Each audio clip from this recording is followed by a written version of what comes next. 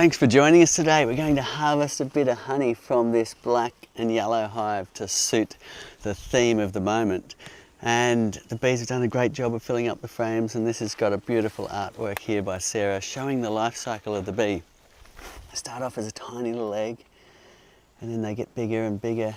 It's their larvae stage. They spend about 11 days as that grub, and then they emerge into the hive as a young baby fluffy bee. So we'll be doing Q&A this morning, so if you've got questions about flow hives, bees, beekeeping, then please chime in. If you've got questions about Black Friday specials, then also please chime in. So without further ado, let's just harvest a little bit of this honey and see if we can get some beautiful honey coming right out of this hive. We have harvested a lot from this hive here, which is great. It's been a really good producer. And it's actually waning off now, the honey flow. It often happens here in spring where you get this big pulse and then it dies back. But also just seeing a tiny bit of nectar coming in again, which is good, but we might get some hungry bees coming around for the jars, so we've got our covers ready today. Any questions, do put them in the comments below and we'll get to answering those. Trace, could you just tell us what the offer is? Sure, for the Black Friday special that we've got coming up. So it's been launched. It's a great one. It's a triple your savings. You're going to save, this is on honeyflow.com or .com.au or EU, wherever you are out there in the world. Basically, you're buying a bundle. You're getting a Flow Hive 2, which is the hive we're extracting from today, which is the Australian hoop pine, Araucaria, with the hive stand, 6 or a 7 frame with the leg kit. You're going to save $150 on that, plus you're going to get a bonus $100 e-voucher to buy and purchase a few more goodies from our website. Another bee suit you might like, or a smoker. There's a few terms and conditions on that, so just check that out. And also a free beekeeping mini course. Now both the e-voucher and the mini course will come to you in your mailbox around early December. So once you've put the order in, give it a week or so, and then you'll receive that e-voucher and mini course, and you can purchase it all from the website. But you know, say you don't want another adult suit and you want a child suit, or you want something, just get in touch with customer support and they'll be able to change that bundle for you. But you need to get in touch with customer support, either email them at info@honeyflow.com or give us a call. Those numbers are all on our webpage, and we can swap up that bundle, change the adult to the kids, go from the mesh to the cotton, whatever you like. We're there to help you, and get your Black Friday triple your savings bundle. Thanks, Trace. That's great. Now, every year we consider Black Friday because it's this mass consumerism that happens all around the globe, and we go, well, do we want to be a part of that or not? And we think about our product and we think about what it does in the world, and we think, well, yes, if we can offer something that's a long-lasting product that has this beautiful experience for connecting people together and harvesting honey with your family, and also being a beekeeper and the flow-on effects of that and the pollination and so on, then it's a good thing. So what I would encourage people to do, whether you buy a flow hive or not, is really think about what you're buying in the Black Friday specials. We don't want to buy things that just waste the world. No one-use things, and try and buy things that are really long-lasting and have a positive effect on the world. Fantastic, Seeds, and I think Seed Sisters Mirror's here today, and she just pointed out, I might not have mentioned that in that bundle it is a suit and a smoker. So at the moment it's an organic cotton suit and one of our nifty little smokers, and that's what you can change if you'd like to. But just get in touch with customer support and they can help you out there. Thanks, Mirror. Okay, we'll just get another honey jar going while your questions are flowing in. So make sure you put your questions in below about beekeeping, flow hives, Black Friday. We're here to help, and we're here to answer your questions so that it makes it easier to get started in the amazing world of bees. Fantastic. See, one of the questions, of course, we get asked all the time about when you're harvesting honey is how do you know it's full and how much will you get out of each flow frame? That's a great question. So here you can see that these flow frames are full because the honey is all the way out to the edges and they've put the cappings on. So it's a bit of a mixture of a gauge between what's happening in this rear window. So when my father and I invented the flow hive, this was actually a really nice feature we came up with. And we came up with it because we were doing a whole lot of clear observation. We noticed when they built the comb right to the window, it gave you this amazing cross sections of what's going on in every cell, and you can actually watch the bees fill their cells and deposit the nectar. So that's super cool and gives you a good gauge. And the other one is the side windows. So here we've got a section that the bees have finished and they've put their capping on. You can see the wax sheet, it's like the lid on a preserving jar on top of their honey cell to say that honey is ready and will keep for the long term. Over here you can see that they're actually not quite full. So this area here isn't full. So that's what it looks like when it's not full, and they're depositing some nectar down there, which is good, and that's what it looks like when it's full. So between the end frame observation here and the side windows, you can get a good idea of which frames to harvest. Having said that, sometimes in the centre above the brood nest they can eat out some of the honey when they're feeding their babies. But if you pay attention to what's going on in the honey season, you'll know when it's more likely to be full all the way through and when it's not. It's about observing when they're bringing in honey and when they've been hungry for a while. And the windows help you do that. The bees going in and out of the front also help you observe that. So if you tune in, you'll be able to harvest honey like this, and almost all of the time it'll be ready, perfect for the table. If you do harvest a bit early, not a big issue. It'll just mean the honey's a bit more liquid and you'll have to consume it rather than letting it keep for months and years on the shelf. Fantastic, Cedar.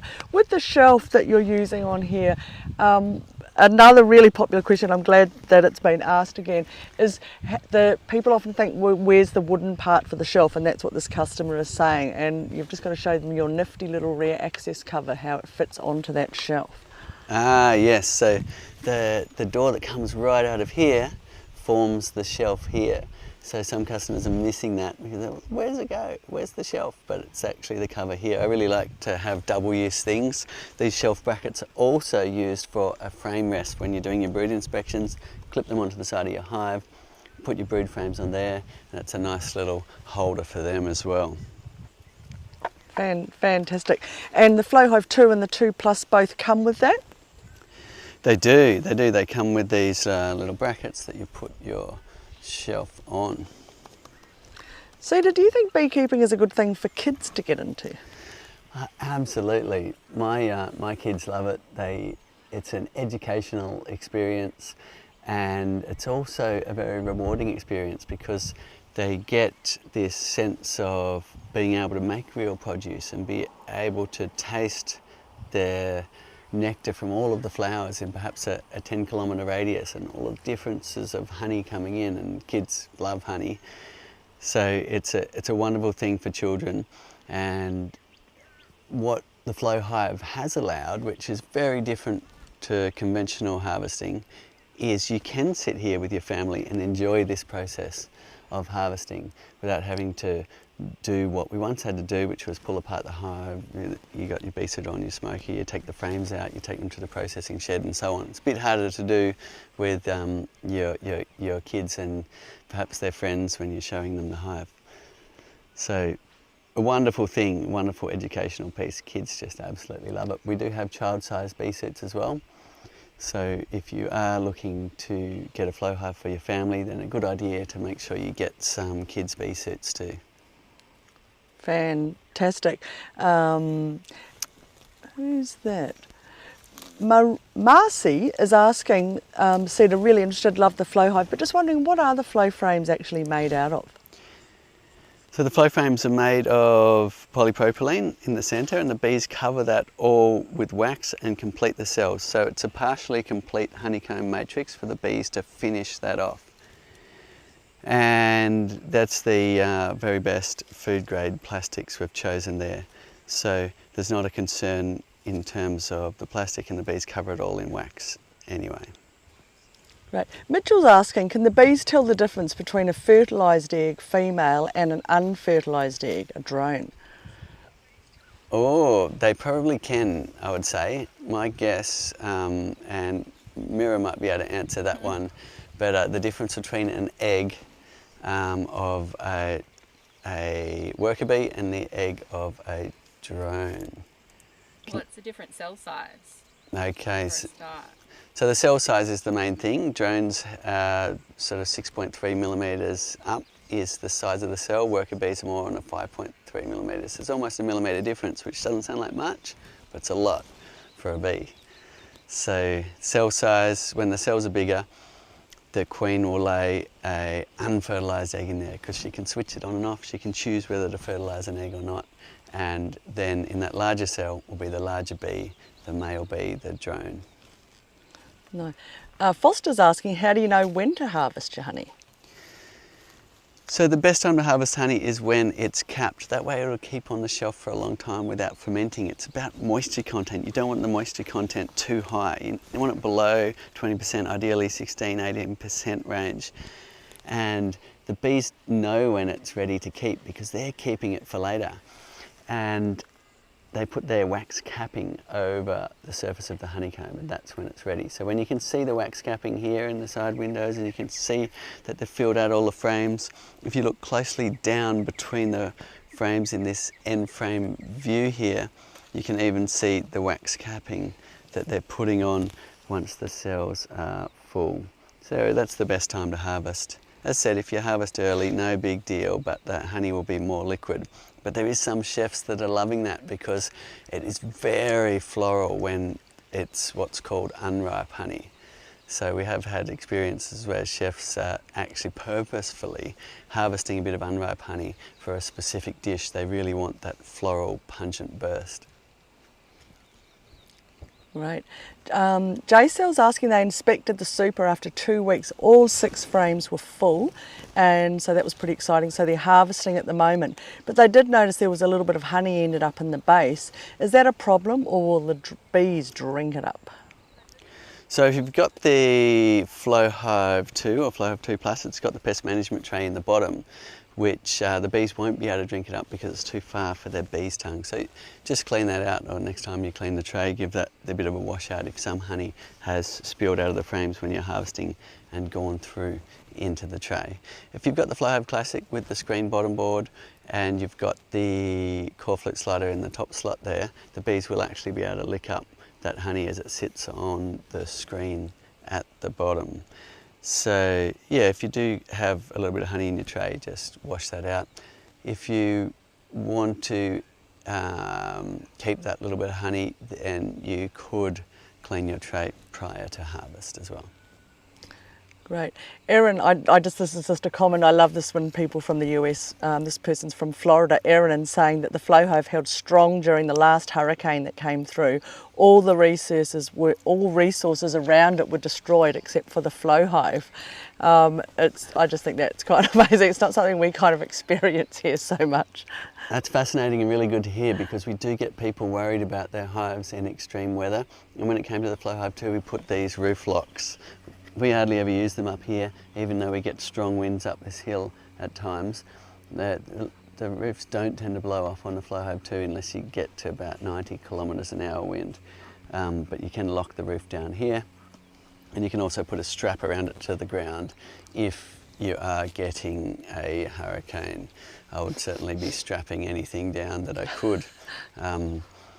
We have had some strong winds through here. Some twisters came past a few years ago, but generally we are lucky and we don't get hurricanes. Yeah. Cedar Foster's asking, do you use wax foundation in your bottom box? Okay, so that's a question about the bottom box here, which we just use the wooden frames as it's always been, and we just let the bees draw it perfectly natural, where they just hang their comb from the wooden stick. But you can put foundation in if you want to. You can put wax foundation or plastic foundation. Very common in beekeeping to do that. So if you've got a mentor, they're probably advising you to put wire in the frames and put a wax foundation sheet. A good experience to learn that I'm sick of doing that myself. Once you go to naturally drawn comb or foundationless frames, it's hard to go back because you don't need to sit there at night wiring and waxing your frames anymore. And you get this nice experience of watching the bees draw those frames out. On the con, you've actually got a little bit more work in the hive just as they get the frames built out for the first time, making sure they're going straight. Sometimes you have to correct the comb and push it back onto the comb guide. If you dial back about 3 live episodes, you'll see me doing that live in a hive at the other end of the row here.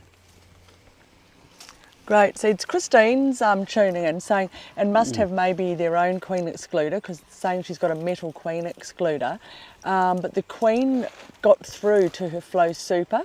Her question is, after the brood hatch and clean their cells out, a little thin, small silk cocoon is left behind. Just wondering, does she need to clean that out, or will the flow super still work okay with that? It'll work fine. The silk cocoon is quite brittle and it'll just move, so don't worry about that. The flow frames will be okay after they've been used for brood. Not ideal, of course, but it sounds like you've sorted out the issue. If you do have an issue with the queen laying in your flow frames, then what you've probably done and what you need to do is just brush all the bees off these frames here. You're taking it apart and brush all the bees down to the bottom box and put the excluder back in place and put the top back on. All the worker bees will come up again, leaving the queen down the bottom. Sometimes when she's a very new queen, she might be quite skinny and she can actually sneak up through the excluder, which can cause a bit of an issue. Fantastic. Tara's asking, how long does it take for the bees to start with the honey and cap brood in a brood box? They caught a swarm about 2 weeks ago. Okay, so it depends on the size of the swarm and on the available nectar around in the area. Sometimes you get this crazy experience where you dump a swarm into a box and away it goes and it fills out all of the frames in a few days even, and then if it's a big swarm they might be ready for the super that soon. But more commonly it'll take several weeks or even a month before they've filled up the bottom box. So the time to put the super on is when they've drawn out all the frames with their wax and they've completed all the frames in the bottom box. Great. That's Isaac's asking a question too, kind of similar. Installed a nuke in the hive about 6 weeks ago, but it's been a pretty average season so far. Just wondering if the bees will be extra busy building comb on the empty frames. I guess they will be kept pretty busy. Building comb on the empty frames in the bottom box. Yeah. Yeah, they build comb very quickly when they want to and when the resources are available. So sometimes a little bit of patience is needed to wait for the flowers to be flowering again. Great. Isaac also mentioned he had a great experience with he's loving his beekeeping experience, but so far he's not having grumpy bees but grumpy neighbours. But I know you always have some good tips to deal with your grumpy neighbours. The best tip with grumpy neighbours is to give them some honey, keep them sweet. It's amazing how people change when they're getting a beautiful produce from your garden and from the surrounding area. So that would be my #1 tip. It's probably the best thing to do when you are talking to your neighbours about your beehive for the first time, is come with a jar of honey. But having said that, you know, some people do have allergic reactions. Most of the time it's some swelling, but occasionally it's the dangerous one, anaphylaxis, like you get from peanut allergies and so on. So you do need to be mindful of that. And sometimes you can adjust where your hive is and make sure the flight path isn't going right over their washing line and so on like that. So be considerate with a double E.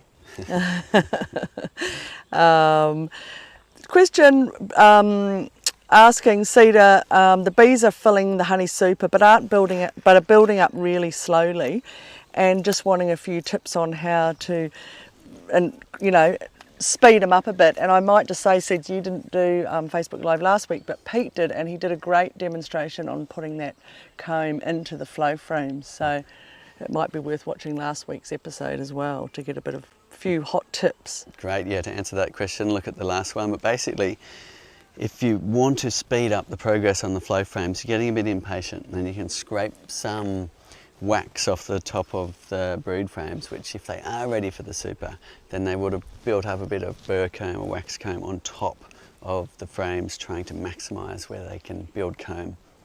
Scrape that off and just mash it into the flow frame surface with your hive tool. You won't damage the frame, and put a frame that you do that with right in the window and enjoy watching them recycle that wax, and they'll quickly use it to build those cells in that very vicinity. And that can be a quick way to get them going, but usually nothing much happens still until a big nectar flow is available, flowers with a lot of nectar around. Great, just don't mean to be going on about that hurricane, but another caller's called in, and obviously in the US, and their flow hive too, with those little locks, cedar that you're talking about that you've now put on the roof, survived 2 hurricanes, and they had 70 plus knot wind gusts, and the hives were all okay. Wow, that's amazing. That's incredible. Yeah, keep the stories coming in about what's happening for you in your region. That's amazing, and great that the wing locks work for you. So that was a good addition for those with hurricanes. You can just wind these in and lock your roof onto your hive. The bees stick the hives together very well, and they're usually very heavy, so there's often no need for a strap around the hive. But if you've inspected it just before the hurricane, or you've got a situation where the bees haven't actually moved up into the top box yet, then it could be a bit lightweight on top and not connected well yet. So if that's the case, then strap it as well with a strap around the hive. Right, Tara's asking, how long do you feed your bees sugar water for a new swarm, and how do you get them to fix cross comb without it falling off? So, 2 questions there. Sugar water is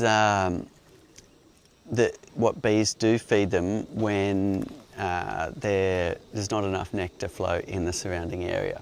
So what they'll do is, under the lid, there's a hole in the lid, and you can use that as a place to feed your bees. So you can get a jar like this if you like, or a smaller jar that fits under the roof. Just get a lid like this, get a little nail and punch a bunch of holes in it, about the circle size of the plug in the inner cover. So using about a circle that big in here, and then when you put your sugar water in there, you can turn it upside down and put it on the inner cover, and the bees will actually lick and up through those little holes. It'll airlock, so it won't just pour out like a shower, and the bees will be able to consume that. Now, beekeepers will do that if they're in an area that has a long cold winter and they need to build up some stores in that hive for the bees to last that winter time. So the other reason beekeepers do feed is in the springtime, if they're wanting to get a jump on the season. Let's say they're a commercial beekeeper and they need every extra 5 or 10% of honey. They'll start feeding them early, and they'll feed them what's called a thin syrup with a higher moisture content to simulate nectar. And what will happen is the bees will start raising their young as the nectar flow increases, and that way there'll be quite a big hive of bees when the flowers actually start flowering. So there are 2 reasons people feed. We have a video that's called How to Make a Feeder for Your Flow Hive, which has a range of different options you can put under your roof here. Great. Adrian's in Brisbane and got the first flow hive, and just wondering, is there any issue in running 2 brood boxes? They just wanting a really strong colony, and getting honey is just the bonus. There isn't any issue with running 2 brood boxes. A lot of beekeepers do that, typically in the colder areas where they want to keep a bigger hive with more stores for a winter. Now, in this area, I just like to keep it in this configuration because it's easy. If you need to find the queen, and you've only got 1 box to look through, and you get honey stores in your flow hive a lot quicker as well. So I would at least start in this configuration. If you want to add another box later, either brood box or another super, then do it once they've already started on the flow frames. Otherwise you'll be waiting a long time to do that. Great. Cedar, do you have a preference over which hive you use in terms of the timber, and Why are some hives basically western red cedar and the hoop pine? Okay, so the two woods we use are the western red cedar, which you can see here, which is basically a very popular wood in North America. It's made from the western red cedar tree, and it is very durable, long lasting, and you can actually give it a coat. This is like a decking coat, this one, and that'll last like that for a long time, whereas the Araucaria, you should paint it. Otherwise, if you just put some decking coat on it, you'll find 6 months later you'll be having some mildew coming through that coat, which might not be so pleasant. So I would go straight for a good quality house paint on the Araucaria wood and have fun, get artistic, have fun with your family, and it's a wonderful thing. So there are two options. Araucaria is our local wood here, and the western red cedar is local for North America. Great. Giselle, who asked that question before seeds about the bit of honey leaking through, and I'd mentioned that it was the tray, but she's actually come back, or they've actually come back and said it's actually in the bottom of the super. So will the bees drink it up from there? In the bottom of the super? Yeah, I guess how do they get to the bottom of it? Or on the queen excluder, or? Yeah, they might have seen it come down here. Sometimes you see a dribble just down here. Yeah, the bees will lick that right up. So bees are used to spills inside of hives. I used to keep bees on a small scale commercial way, and the amount of honey, you know, even when you pull off a lid they've built comb in, it's just honey spilling all through the hive. The bees will lick that up quite quickly. Also in nature, as trees move and things, you'll get the comb breaking sometimes, and the bees, I guess, have evolved in cleaning up spills when they happen in the hive. Great, getting some great feedback on YouTube from Casey and Thomas. So thanks for all your great words on the flow hive and loving the flow hive. And Casey's actually saying the first hive that they ever got looks the same as the day I coated it in Flex Seal Clear, whatever that is. That's probably maybe something we don't get here, but Flex Seal pretty Clear, good to hear. cool. Yeah. Yeah, send us more details on that one. Yeah, always good to know what people are using. Fantastic. So the other, Heather's come in and said, when you get your flow frames, you get 6 flow tubes. If you're missing a few, does it matter? Because would you ever harvest 6 at once? So I find it's a better experience for the bees just to harvest 2 or 3 frames at a time. So you could harvest half of them and then harvest the other half next time. There's a couple of reasons for that. One is the frames are then checkerboarding, so they can use any remaining honey and also the wax to rebuild the neighbouring frames. And that way you're getting more efficiency in the hive. But also it's less disturbance of the bees.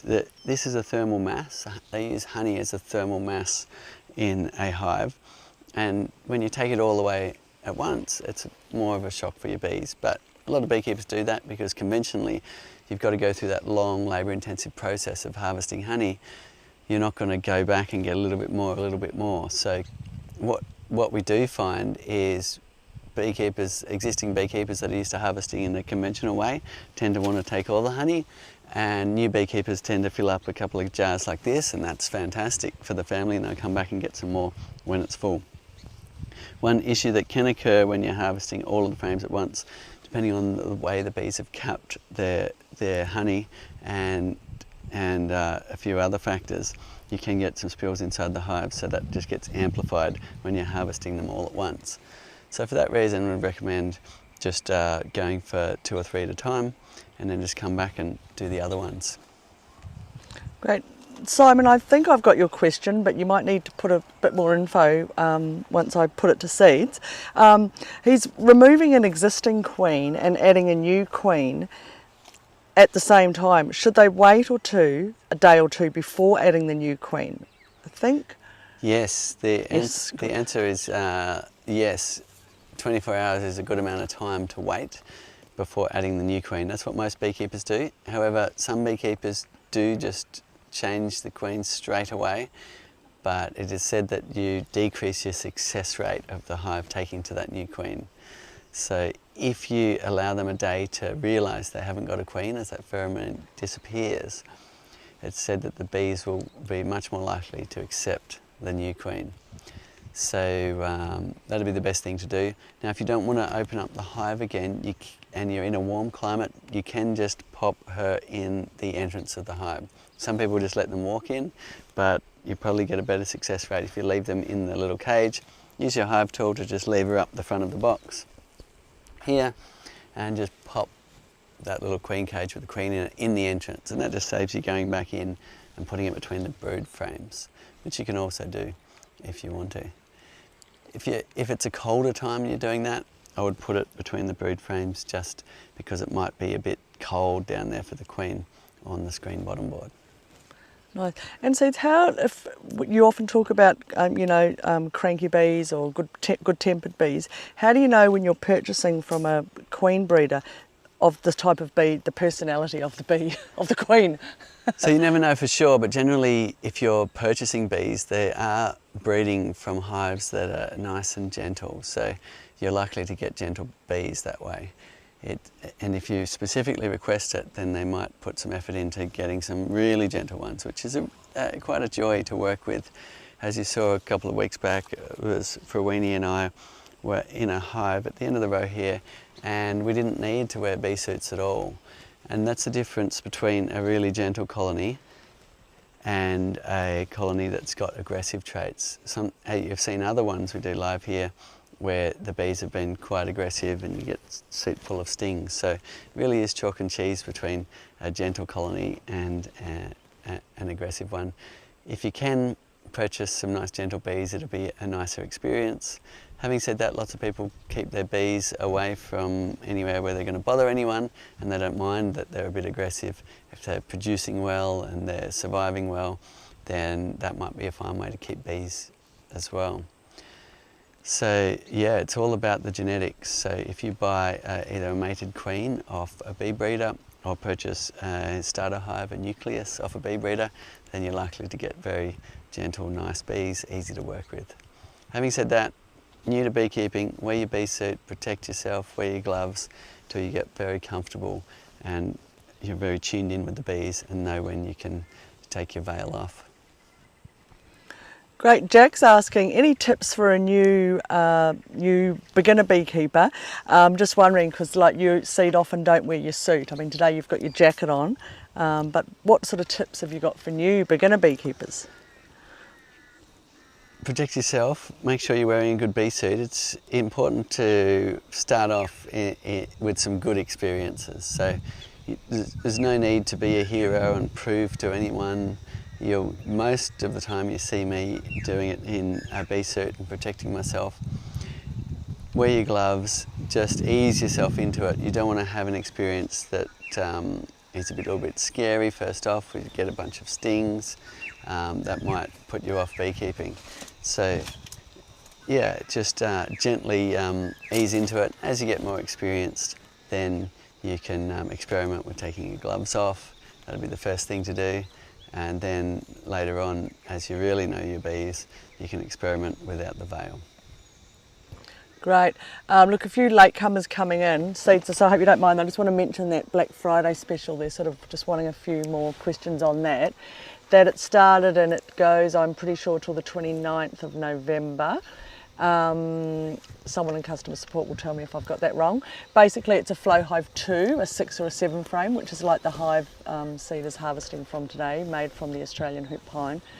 You're going to save around $150 if you purchase it as a bundle, but you're also going to get a bonus $100 voucher to buy, maybe put it towards an extra suit or a smoker or something else, and also a beekeeping mini course. Now both that voucher and mini course will come into your inbox around early December. We've got a few people asking, I haven't received it yet, so just be a little bit patient and that will come into your inbox early December. And I think that's about it. Oh, the other thing is we can mix it up. So say you've already got an adult suit or you'd like a jacket or a mesh suit rather than cotton, just get in touch with customer support. They're there to help you change it, mix it up, and get you something that you've got ready for your start of your beekeeping journey. Thanks, Seeds. No problem, and as always, we're here to help you with your questions, so you can ask me directly like this. I'm here most Wednesday mornings, or that'll be Tuesday evening on the other side of the world. And also we've got a customer support team to help answer your questions to get started in beekeeping. We put a lot of effort into making sure you've got your questions answered, because we want you to be a success out there beekeeping as well. Right. Adrian's question is, after installing a new queen from a breeder, would the drones in the hive mate with her? I had multiple drones dropped outside the hive that had their abdomen ruptured, like they had stung something, even though they don't have stingers. Okay. there's a fair bit in this Yeah. answer, and there's two parts of it. I'll start with the first one, and that's that bees, if the honey is short, they will actually discard the drones. So it's a little bit brutal, but I actually saw it yesterday. So the honey is a little bit short here right now, and the worker bees will grab onto the drones and typically try and tear their wings off and kick them out of the hive. And that's because drones don't particularly do much in the hive. They're not needed for the survival of that colony. They don't do any nectar foraging, they don't do any pollen collecting, they don't do any chores around the hive that we know of. Their job is to spread the DNA, so they take off to a drone congregation area and are hoping that the queen will fly by, or a virgin queen from a hive will fly by, and a whole lot of drones from a whole lot of hives will then chase her, and it's this amazing aerial pursuit where you've got a few dozen drones flying after a queen bee, and when you witness it, it's quite incredible. High speed chase, kind of rolling in the air in an aquatic kind of way, spreading apart and coming back together. And what's actually happening is the mating flight of the virgin queen. So this is the next part of your story. So if drones have got their abdomens torn out, it's usually that they've been mating, but normally they wouldn't make it back to the hive again. They'd die, because what happens is the first drone will mate with the queen in the air and actually get his genitals torn out. Then the next drone will come along and dig out the previous one's genitals and go again, and she might do that up to 30 times. She'll return with the last drone's genitals still in her to the hive, and then she'll have enough sperm for up to 6 years of laying, potentially a couple of thousand eggs a day. So it's incredible. She won't mate again after mating once or twice in that first week of her life. So that's an amazing thing, but I'm surprised that there'd be a whole lot at the entrance to your hive, because, and I think this is why you're questioning, generally that would happen out in the field and they're not mating close by your hive, but perhaps they were close enough for those drones to come back home without being fully intact. Quite brutal, but that's the story of the bee. Great. Adrian said he thought that would be an interesting question to ask, with a few little chuckles. Thanks, Adrian. Yes. Cedar, if I'm buying a flow hive, do I need to open up my hive? Yes, so you need to look after your bees, and if you don't plan to do it, you need to come to an arrangement with a beekeeper who will. So it's mandatory in Australia and in many other countries that you do need to look after your bees, and you want to look after them anyway. And what that means is getting in your bee suit, getting out your smoker, and that's why we're encouraging everyone that buys a hive to buy a bee suit if they haven't got one already, and why we do the bundles with everything included. Now, it's a wonderful learning experience, and the special at the moment actually has a beginner beekeeping course for 8 weeks included, high quality video training content. We also have the beekeeper.org, which is an ongoing course made to bring you from square one all the way through to even a deep scientific knowledge in beekeeping. It gets rave reviews. It's also a fundraiser. We've planted 1 million trees so far from funds from that, with the idea to create literally billions of blossoms for our bees to forage on. So yes, you do need to look after your bees, and some people will start out thinking that they'll get another beekeeper to do it, but as they see that and get involved, they usually end up doing it themselves because it's such a fascinating piece of the puzzle. A lot of people end up loving the beekeeping just as much as the honey.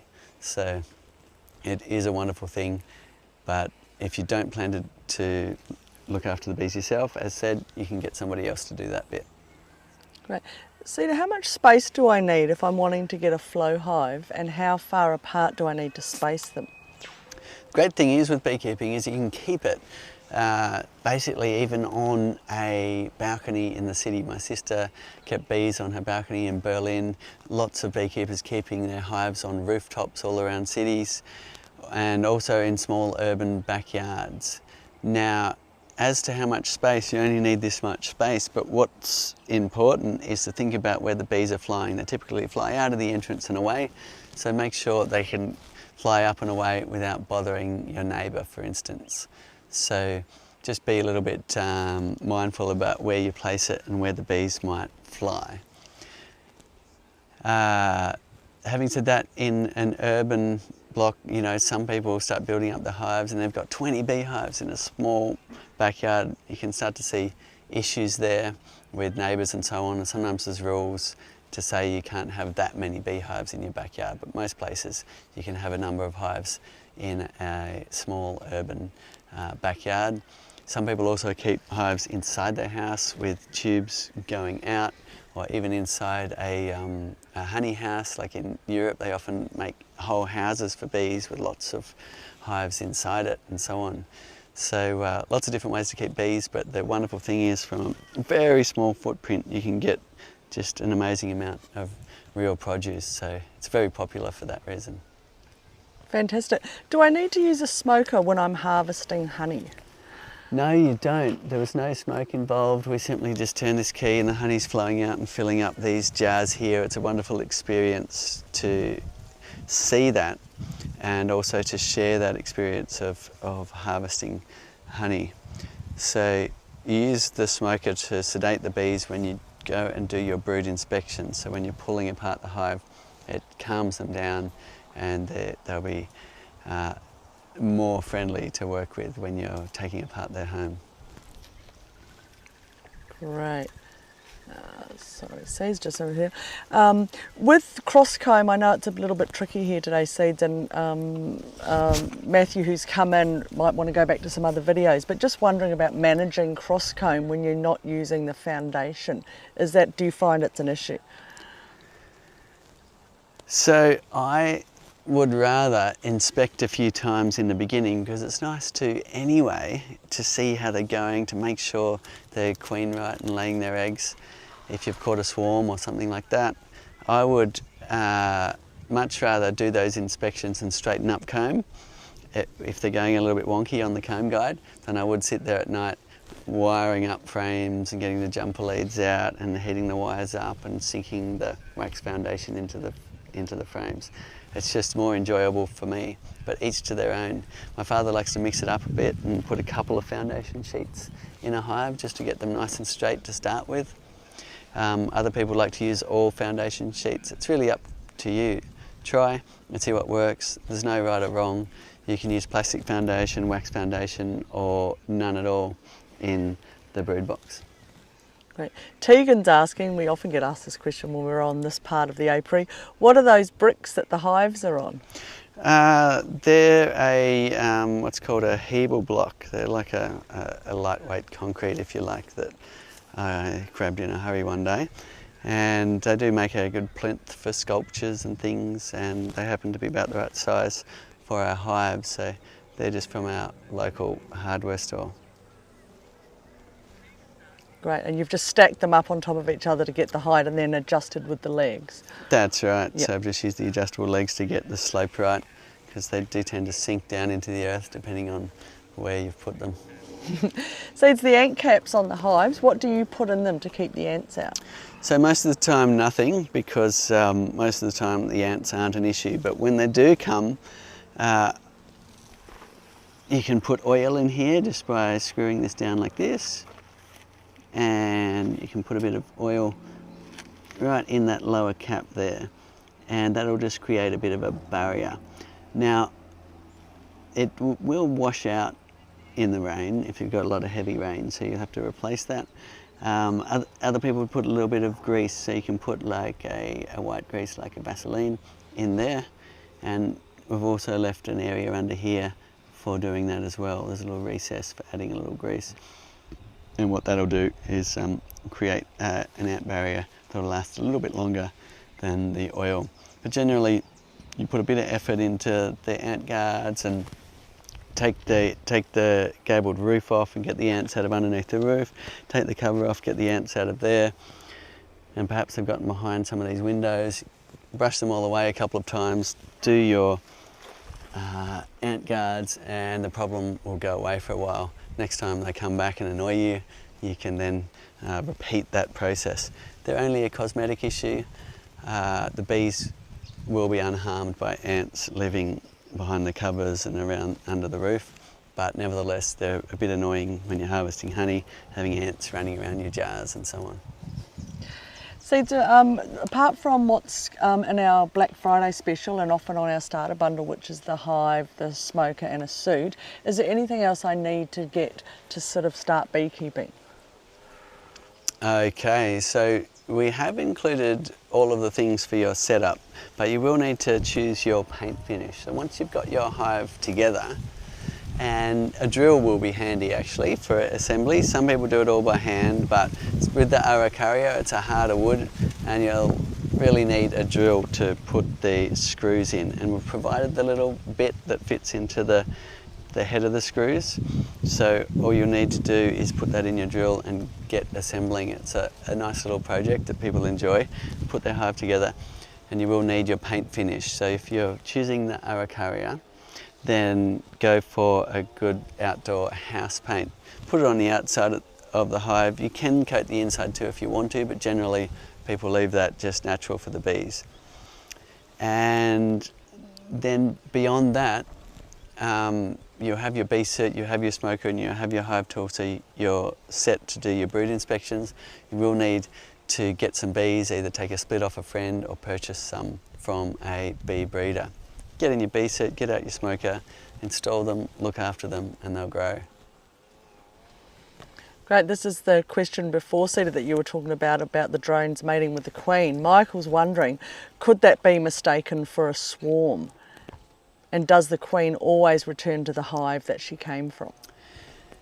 The mating flight couldn't be mistaken for a swarm. A swarm is a huge number of bees. You might have 20,000 bees all airborne or even more in a massive cloud of bees, where the mating flight might be just 50, 100 drones and the queen all moving together. So when they move around in the air, they'll actually condense into a tight little ball like this and then away again in this kind of aquatic rolling motion at high speed, and you almost have to duck as they come past. It's quite a thing to see if you're ever lucky enough to witness that.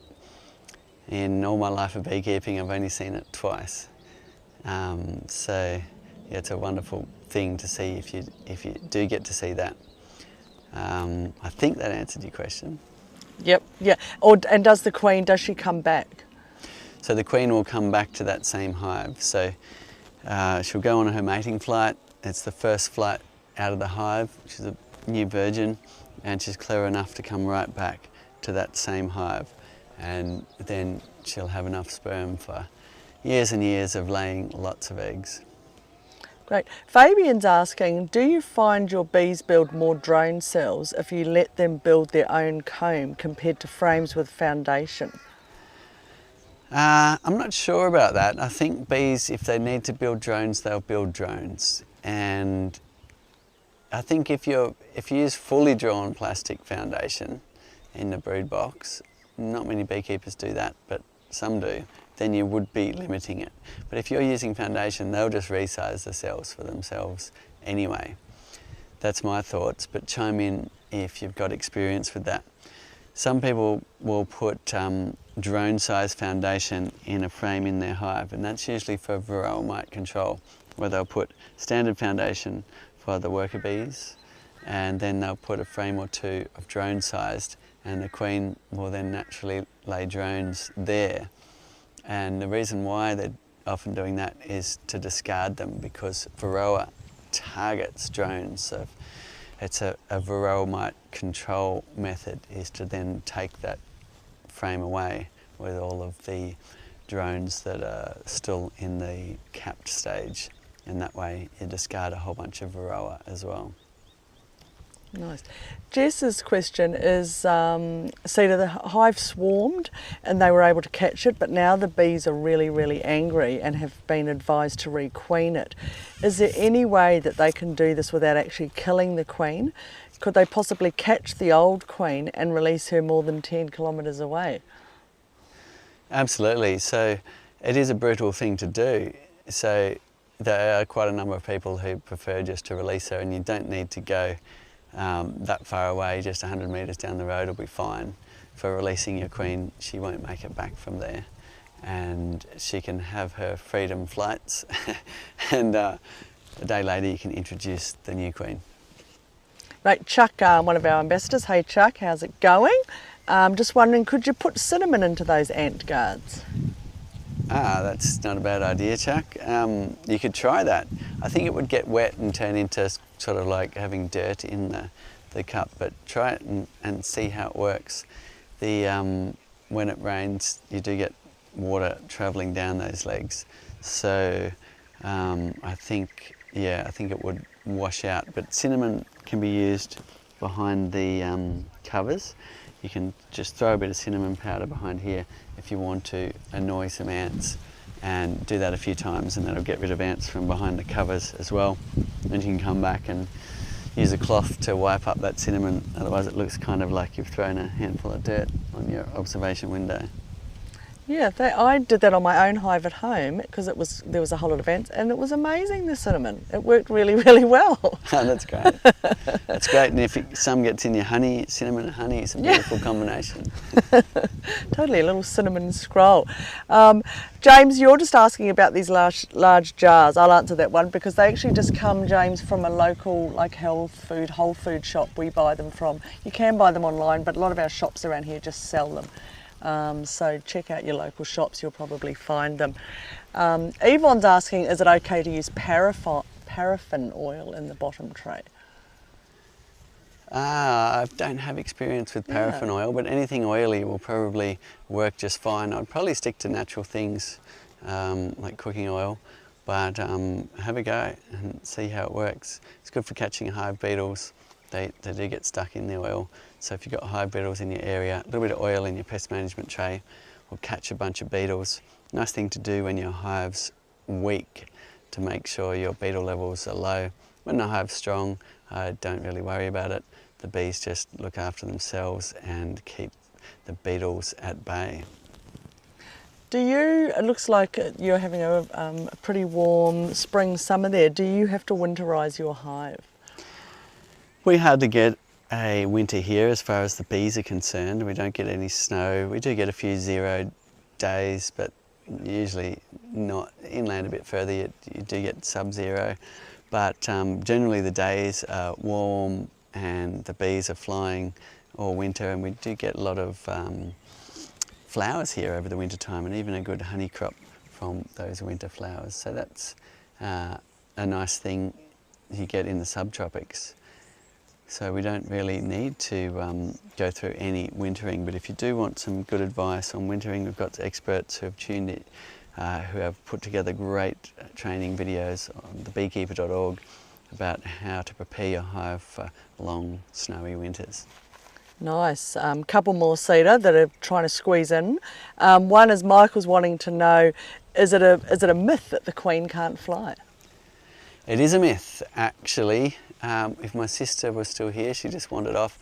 She's always in a beehive. She's completely obsessed by what's going on in her hives, and she's always breeding more hives up as well. And multiple times she's found that she'll be in there looking at the queen, and she's a laying queen, and she'll just fly off. And so it is a bit of a myth that she can't fly when she's in egg laying mode. Certainly from our experience here. Great, and Bevan, you've just, lucky last, you've just got in before the end. He's wondering about doing a split with 2 new queens. What's the best way to go about it? And Bevan's a Mackay, I think. Okay, the best thing to do would be look up one of our either live videos or our training videos. We've got ones on YouTube and on our Facebook channel. Also the beekeeper.org has an extensive training program. But I'll just explain it very quickly for you. The idea is you take some of the frames out of this hive and put them in to your next hive. Now, if you're introducing queens, you'll need to know which, if you're introducing, you only really need to introduce 1 queen. You find the existing queen, make sure you know which box is in, and you'll be putting the new queen into the one that doesn't have the queen. And then it's just a bit of a juggle to move the entrances around. I would put the weaker colony where the flight path is currently set up. That way, when the returning foragers come back, they'll boost up the weaker one. And that's usually all you need to do. You can do what's called a walkaway split, where you don't actually introduce a queen at all, and you just take half the frames out. Make sure that both colonies have eggs down the cells, and the one without a queen will generally raise a new queen. So most of the time she does. So that way you can split without even ordering in queens, and you don't even have to find the queen, because whichever one doesn't have a queen will raise a new one, starting from that little bee egg down the bottom of the cell. Thank you very much for tuning in. If you do need an excuse to get started in beekeeping with flow hives, then have a look. We do have a bundle offer at the moment with gift vouchers and everything attached. It was a bit of a discussion whether we do want to get involved in Black Friday, because we don't believe in consumerism for the sake of consumerism. We don't want throwaway products, but our product is a very long-lasting product that has benefits not only for your family as an educational piece, but beautiful honey production and also the benefits of pollination in your surrounding area. So if you do need an excuse to get started, then now's a great time. Thank you very much for tuning in. Let us know if you have any more questions, and let us know what you'd like us to cover next week. Same time, same place. See you there.